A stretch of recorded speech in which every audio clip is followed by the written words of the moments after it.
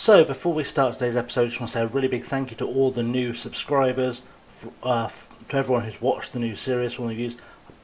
These numbers are starting to get silly.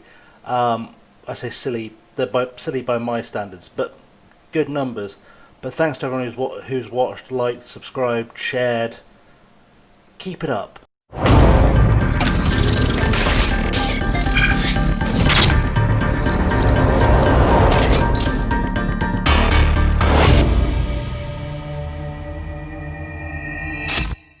What's up guys, Chasing Namely here and welcome to episode number 3 of Sunderland Till I'm Sacked.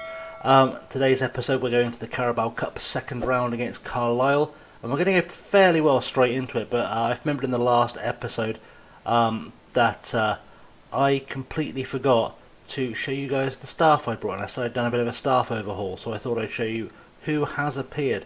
Won't go through all of them because you know that's not necessary, but we've got Pascal Zubabula, who might be my pick for the best, certainly lower league director of football in the game. These stats are disgusting.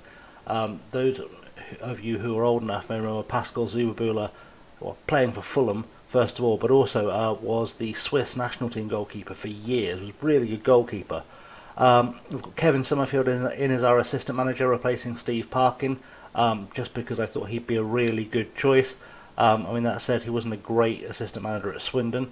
I know that, but he's done his rounds. He is pretty solid for this level, so he's come in. We've brought in, of course, Richard Money as the as the head of youth development for now. A very good young or smaller team, or lower league team, I should say, head of youth development. Behind enemy lines a little bit because he used to do the job for Newcastle, but we'll forgive that. Otherwise, the team we've got guys like Teddy Sheringham, Glyn Snowden, Ali McCoist. If you're a striker and you can't score with Teddy Sheringham, Ali McCoist to ask for advice every day, you shouldn't be in football. Also, looking at the younger or the underage squads, we've got Danny Boffin, the former Belgium international, Andrew Cole there. We've got Ricky Sprazier, who's been around forever, really good assistant manager. I thought making my first team assistant manager, but it felt better. He's better suited to, if we can click on him, he's better suited to working with young players. So I thought I'd let him help develop the under 18s for us. And we've also got Brad Friedel and Patrice Evra hanging around the youth team as well, just to make sure we have players being inspired at all levels. Is basically what the plan was there. But let's get into the game, because in fact I say let's get into the game. That was a mistake, because we don't need to get into the game just yet. I hope I can get back into that screen. It'll be fine. So far you saw us play the Accrington game last episode. We played Fleetwood in the Papa John's Tampax Sherpa Vans Trophy in front of about a dozen people. It says 5,000. The crowd, they were social distancing. They could have had a row each. But we beat Fleetwood 3-0 with Chris Maguire getting himself a brace and Luco Nyan scoring. And we drew 2-2 in our first league game against Bristol Rovers with goals from Shashwa and finally Colin Quainer. So pretty good stuff all round. It's not going to let me get back into that screen, but that's fine because I wasn't going to do much tactical briefing anyway. I've got the team all set up, and the team looks like this. It's Lee Burge in goal with Sanderson, Willis, Shamajli and De Silva at left back because Denny Hume is injured. We've then got Dobson 09 in the centre of midfield, behind Sashwa, Chris Maguire and Andre Green with Colin Quainer up top. Chris Maguire impressed me playing as a playmaker in the Papa John's Milk Trophy stupid thing, so I thought I'd give him another go today. We've got Bailey back from international duty as the centre half on the bench. He's not getting in because Shamajli's been really good, so that's why he's not starting today. With McFadzean, Gooch, O'Brien, Scowen, Abdi and Max Power upon the bench. So that's a pretty good starting lineup for us. I certainly feel like it's a pretty good starting lineup for us anyway.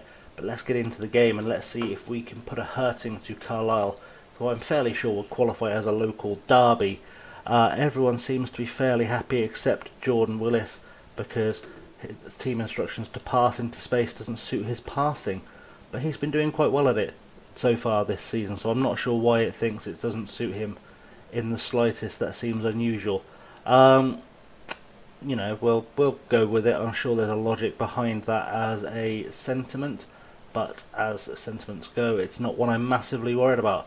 Let's just hope we can get into the game. One of the teams saying Shashwa is in the form of his life right now. That is very true. Everyone has tickets for the game. Anyone on the opposing side we should worry about.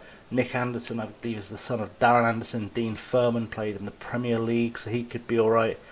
Anyone else here that feels like Magnus Norman? I feel like, was it Coventry forever as their first choice? I feel like Danny Devine is a big name footballer, but he's also a friend of mine, an author. Say it different, Danny Devine, but random. Anyway, we're favourites for a reason. Let's do a fist pumpy thing. It did nothing. This team still isn't fully. They're not fully on board with me just yet. They're getting there, I think. I feel like they're slowly getting there, but they're not quite there yet. So that's a thing we need to work on. I've been told you can get rid of this and give yourself more information, which feels like a good thing to have. So we'll do that. We'll see if that's any better for us. Because I guess we can always drag it up if we need to make changes or keep an eye on things. I'd like to get through. We've surpassed our expectations in the cup. They wanted us to get to the second round, but I feel like we can probably, if we really push ourselves, we can probably get ourselves a little bit further, fourth or fifth round even. I say fifth round. I think the fifth round of the League Cup is actually the quarter-final. But we're not starting terribly well as Mali picks up the ball. Shashwa, though, breaking it down. And we know Shashwa can be dangerous because he's been dangerous for us all season so far. Andre Green on the left-hand side, what can he do? Cuts it back across. Thought Shashwa was going to get it, but he didn't. Quainer back to Maguire. Maguire finds Dobson, and we're still maintaining possession. Ball over the top to Andre Green. Andre Green has got his second of the season, and Andre Green has been an absolute revelation. That might be the best signing I'll make all season already. We're 3 episodes into FM21, and that's very possibly, we're going to make that change, it's very possibly the best signing I'll make all season, because he looks like he's going to turn into a real monster. So much potential to develop into a Premier League player, apparently. Shashwa as well, definitely got potential to develop into a Premier League player.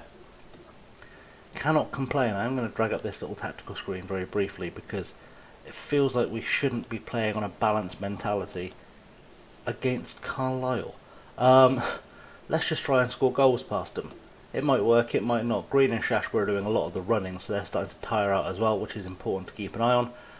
But we don't need to worry about keeping an eye on it just yet. We just need to get ourselves through this game. One thing I've learned is that if making shouts at 1-0 doesn't do a lot. Like if I demand more now, it makes a couple of players happy, but then Shashwa gets upset. It's very weird. I'm sure there's a logic to it, but I can't find it. We are winning on XG, by the way, which apparently is really important to achieve. Though I don't really need 2 sets of match stats, so we're going to stick some us there. Why not? Then I can have keep an eye on the team as they're lined up. It feels like I should swap those 2 around, but if I make it smaller, I don't then get that information on what they're doing when the bottom part's popped up, and I kind of want that information there because I know what we're doing roughly. Bit of a slow game so far, but Sanderson's got a throw in. Finds Shashwa, does he? He does. Maguire into O'Nien. O'Nien plays it in for Green, who can't really get past his man. But we are going to retrieve the ball with De Silva. Calder Silva making his first start for the club. Shamajli back past to Burge, but that's probably not the least wise thing he could do as he hoofs it forward to Maguire.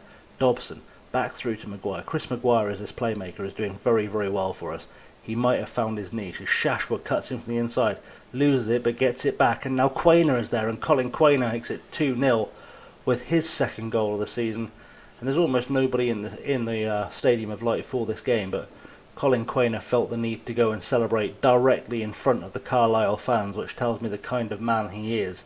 He's the kind of man that doesn't mind winding people up if it's going to get him some headlines, and he's done well. And 2-0 is very much a comfortable position for us to be in. Andre Green is starting to tire very quickly, but that's not a big problem. Let's praise the team while we can, and let's see if we can make something happen now. We get it to a 3. Oh, that was a hell of a finish. Messiah Kuhar, I didn't even see him shooting from there, much less having, a goal. Let's have a look at this again. With the throw in from Coyote to Walker to Mali. Mali lays it off for Kuhar, who really shouldn't have had room to shoot there. He should have been laying off by all logic.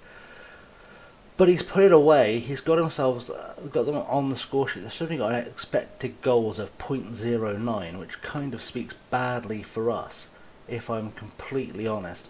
And I'm worried about the attacking guys starting to tire out. Maybe it's something we need to keep an eye on. As Lee Burge takes the goal kick. This should be more or less the last action we'll see from this half, so let's hope it's good as Maguire plays an O'Nien. O'Nien plays it to Andre Green, who manages to lose the ball to Dean Furman. Walker hoops it forward, but it's okay. Shamajli's there for the header. Maguire's picked it up. What can he do? Can he create some magic here? Plays it out wide to Sanderson, who's been really good on the right hand side, who just lays it one time to Shashwa. Shashwa, what a goal from Samuel Shashwa. That's going to be a highlight reel kind of goal. Maguire found Sanderson, who first time lays it off for Shashwa. I thought he was going to look for a cross, but no, just beats his man, beats another man, and then from the tightest possible angle smashes it under the keeper. Absolutely ridiculous goal scoring, and that's a good way to finish the first half, I think. We have absolutely smashed them on XG, apparently. Apparently that's the metric by which you decide if a team is playing well now. I think we're going to do with a... I'm very happy. I'm not going to say I'm delighted, because Carlisle are a smaller team than us. We should be battering them by this point in the game. If I'm completely honest, we should be doing an absolute number on them, and 3-1 isn't what I'd expect, especially since we are attacking them. Andre Green is having a really good game though, so is Shashwa. Luke O'Nien not having the game of his career, but we can afford a passenger at this rate, and I'm sure he'll start to come back into it as things continue. Let's yell some praise out. But we don't really need to, because everyone's already quite happy, quite motivated. Calder Silvic, apparently he was getting skinned too often, but they're not doing anything with that information, so we're going to kind of let that ride a little bit. We've got to keep an eye on the fitness levels of Sanderson, of Shamajli. Maguire has started to drop off out of the game a little bit, but to be honest, that's not the word. I mean, we'll take him off because he's tiring anyway. Give him that bit of protection, but we do have options to go in there. I think we're probably going to have a look at Alman Abdi in that role, because it just seems like the right thing to do. We'll keep an eye on everyone else, but as soon as people start actually dropping into the red, we'll start taking them off. But there's no real need to take people off right now. We can do some more praising though, because that's going to make things a little bit easier. We don't need to make any big changes. We should... if I say do it, does it just make the subs? No. Okay, well... we might as well make those subs actually. We might as well protect those players. We'll send Bailey right on for Jordan Willis, and I think it said Dobson was the other guy who was at risk, so we're going to hope I read that correctly. We'll make that change, protect them from getting a yellow card, getting themselves suspended for the next round, because we are going to need them. I'm going to hope I made the right subs then, because my brain should have processed it. Andre Green is tired, but actually he's probably due being rotated out of the squad in the near future anyway, as well as he's been playing. He's played a lot of football recently, and I'm worried I'm going to break him, and I don't really want to break him because he's such a good footballer. Such a good footballer, really, really good. So, we'll see what happens, but we are, as things stand, it looks like we're probably going to get ourselves through to past Carlisle. Looking at the teams that are left, are there any local teams left in it? That's my big question for after the game. God, penalty shootout at Forest Green. We'll have a look after the game. There's a lot of penalty shootouts going on. We'll have a look after the game as we do take the 3-1 win. Let's see what kind of stats we're looking like. We have done very well. Andre Green, of course, the best player on the field, which is a position that we're getting very used to seeing him in. Let's do a hands-on, outstretched arms. Well done, lads. Good work.